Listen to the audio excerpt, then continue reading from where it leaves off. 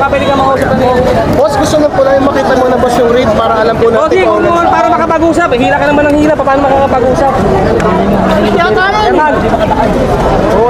Yung rate kailangan natin makita. Kaya diretso lang. Asan si Atty? Hamila? Ito, Atty. natin. Saan kayo? Anong district? Dito? Sakop nyo? Sakop nyo to?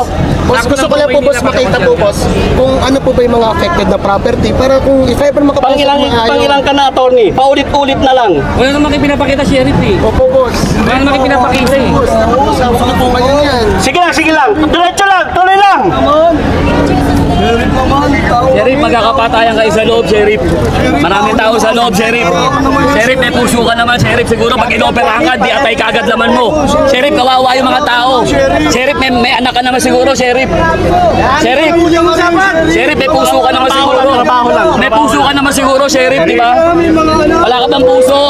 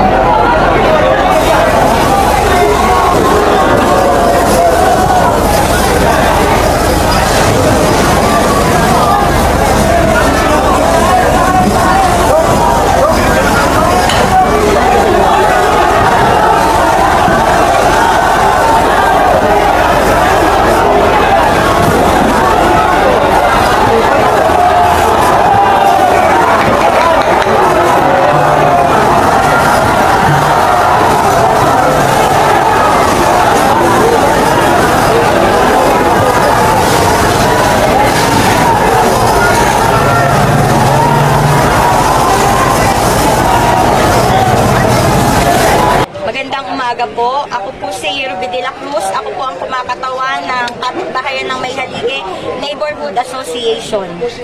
Nais ko lamang po pabatid sa lahat na hindi po kami basta-basta. Kami po ay komunidad na pinuntahan mismo ng mga leader ng ating bansa. Dito po, mismo sa aming lugar, sa Mayhalige, Barangay 262 at 264, ginanap ang caucus ni Vice President Sara Duterte kamakailan. Bilang pagkilala sa aming organisadong pamayanan at sa pananagutan ng pamahalaan sa mga tulad naming maralita, pero may boses, may dignidad at may karapatan.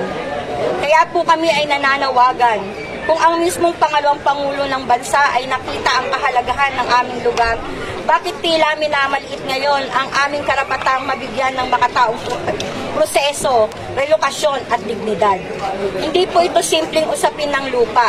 Ito po ay usapin ng buhay, kabuhayan at kinabukasan ng kulang-kulang 400 pamilyang Pilipino.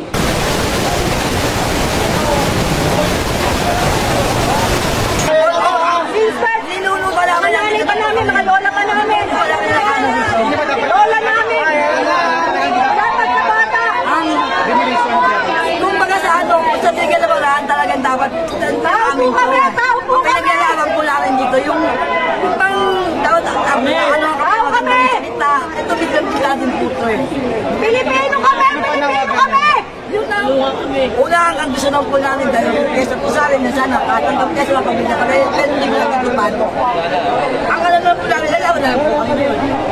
Gano'ng kasakit sa iyo? Napakasakit! Napakasakit sobra! Ang daming tao rito na matatanda may mga sakit! Maawa kayo! Tao kami, hindi kami ano hayop! Pilipino kami! Pilipino! Pilipino! Malaman kami! Masali! Malaman kami! Pilipino! Pilipino! Pilipino! Uno! Uno!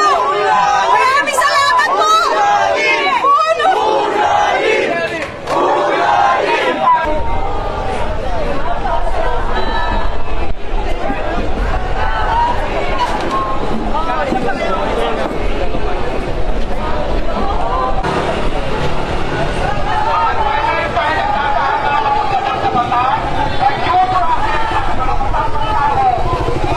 Bigla na lang po kayong lumutang ngayong araw na wala man lamang po abiso sa mga tao. Maraming mga bata, maraming buntis po rito na wala man nalalaman na meron mo palang PNP na lalabas po ngayong araw na ito. Sana makahingi man lamang ko kami mga dokumento na nanggaling sa inyo. Karapatan po ng bawat pamilya rito. Maraming mga bata, matatanda, PWD po na naririto. Bigyan nyo kami ng dokumento. Pakiusap. Ngayon naka-schedule yung demolition. Kung walang TRO, itutuloy. Yung pinag-usapan sa PICO na ibibigay sa magboboluntary na umalis, ang magpalista para ibigay yung pera.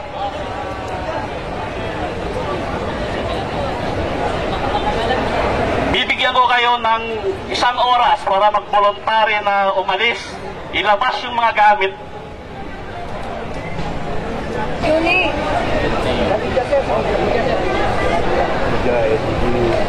Kung kailangan nyo ng documents, punta kayo sa court. Ito, ministerial duty ko lang na implement yung order ng court. So sir, 1 oras lang po ang meron sila. Tapos para sila lumabas at tumanggap po ng bayad.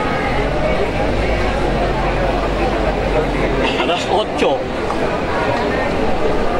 We need the documents from the court. Ako po from LGU, alam mo sir, LGU ako. So we need documents before serving that demolition. Meron na po silang copy? Wala akong copy, wala silang na-receive. Nasaan po? Baka pwede na may present sa amin ngayon yung mga documents na yung rate of demolition kung sino yung may demolish. Diba?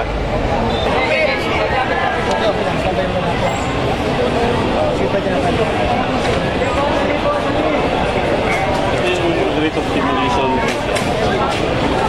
Ito yung final notice nila ng February.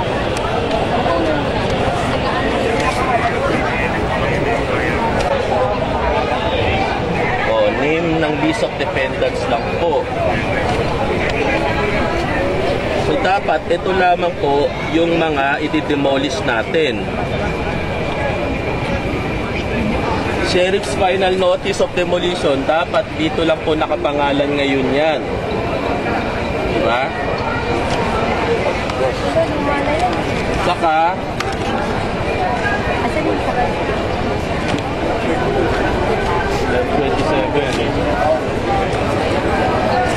Personally receive na po ba nila to? Si Presidente na-receive niyan. Oh. Opo, motion na unfortunately denied lahat ng NPC. Pero Consi, ito po yung unang dismissal ng Branch 24, lack of jurisdiction.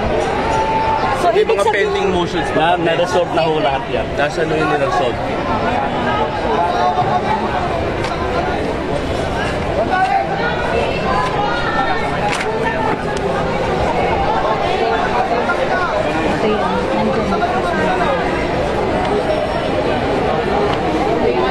Pero wala pa tong relocation, magde-demolish tayo, wala tayong relocation. Anong gagawin mo natin? Private property po yan.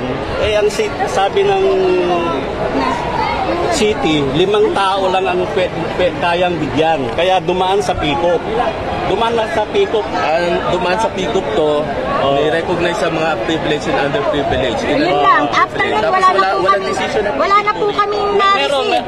Meron kasi hindi magbibigay ang NCRPO ng police assistance kung walang Meron talagang PICOP conference. Hindi Pero dumaan after sa ng PICOP PICOP. conference, wala na po kaming nabalitaan.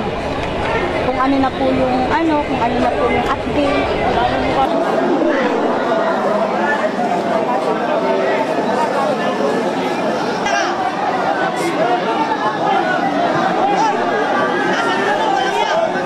Yung kaming iharap, wala kaming laban. Wala. Sa korte tayo mag-usap.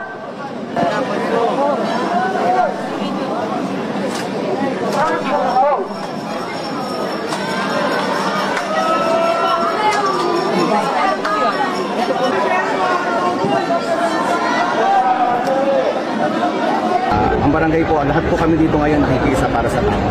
Okay. So, sa mga departamento naman po na nandirito ngayon, lumalapit kami sa kanila tumihingi ng pagkakataon, may paliwanag sa tao, kung may bigay ng legal proseso para sa mga apektado na naninirahan sa lugar namin. Ilang residente po yung apektado? Kulang-kulang 400 families na sakop ng dalawang barangay, no? Barangay 262, 264. Actually sa barangay 262 na sakop namin ay mahigit 40. Kulang-kulang 40 pamilya. Yes po. So ang nakalagay doon ng individual is 1,000 plus na tao, kasama po ang mga matatanda, bata at may mga karamdaman. Sir, reiterate lang yung kaninang ginawa ni President. Ano pong ginawa kanina? So, ibinahayag dun sa kay Sheriff yung po mga dokumentong hawak nila. No? So, meron silang hinihinging dokumento dun na dapat ipakita para mas legal, no? Magpakita sa tao na yung kanilang dokumento, yung kanilang order ay legal na proseso. Pero wala akong maipakita. Kaya po ang tao nagkakaganyan. Yung TRO, sir, kanina, ano sinasabi niyo sa TRO? So, wala pa. Yun lang yung naanuhan ko lang na magpapayo na yun talaga ang kailangan. Sinabi naman sa amin na tanging makakapagpigil lamang dyan sa demolition na yan yung TRO. Pero ano pong status ngayon ng TRO? Meron na po ba? Hinihintay pa namin, nandun pa sila legal na legal. Pero anong inuhope natin sa ito? Ay, siyempre po, sana ay maanuhan para po ang tao makapaganda. Kasi po talagang napigla kasi yung usapin po ay bago pa mag-election period. Tapos agad, pagkatapos ng election period, ang akala ng tao matatagalan pa. Biglang sinabi, no, mula sa amin sa barangay, Huwebes or Miyerkules ng gabi, darating na Lunes ay meron na mangyayaring ganito. Sir, sa Kaliman, na matuloy talaga, no? May balak pang humingi ng extension yung association? Yes, yun lang naman, yun. Para yun, tulad ng sinabi ko, para mapaghandaan. Mas malaya nilang maaayos ang kanilang mga kagamitan. Diba, makakapag-desisyon sila ng, kasi yan, napakabilis. Kung ano yung pagkakaloob, ang importante naman nabigyan ng tao ng pagkakataon na may ayos nila maging ang kanilang pamilya. Yung kwento nga natin o yung hirap ng mga naninirahan dyan, hindi agad makakatayo kung bibiglayin nila para makapanimula. Pero yung duration na yun natin sa mga at least ilan? Buwan ba? Linggo? Pupulisa naman, pero kung hindi naman, importante kahit paano mabigyan lang para makapag-ayos ang tao. Yun lang.